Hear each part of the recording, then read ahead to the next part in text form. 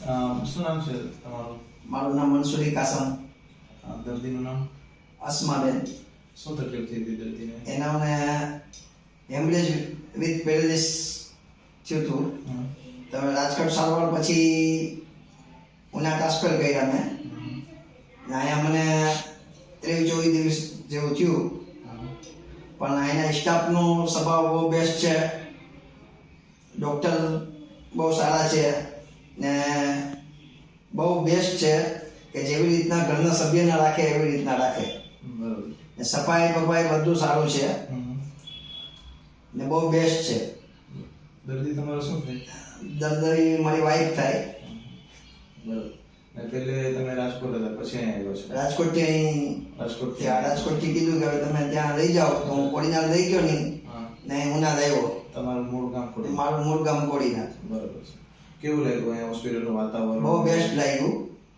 હા, જાણે કે આપણા ઘરમાં રહીએ છીએ બરોબર એવો અવાજ થયો મને. બરોબર. આમ નર્સિંગનો સ્વભાવ? નર્સિંગનો સ્વભાવ બહુ બેસ્ટ છે. બરોબર. હા. કઈ તકલીફ થઈ હોય કે કઈ એવું? ના, એવું કાંઈ નહીં, એવું કોઈ જાતનું કંઈ નથી. બરોબર.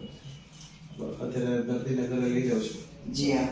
આજે ડિસ્ચાર્જ કરીએ છીએ તમને, બરોબર છે. પછી 15 દિવસ પછી એક ફોલોઅપ લેવાનું છે આપણે.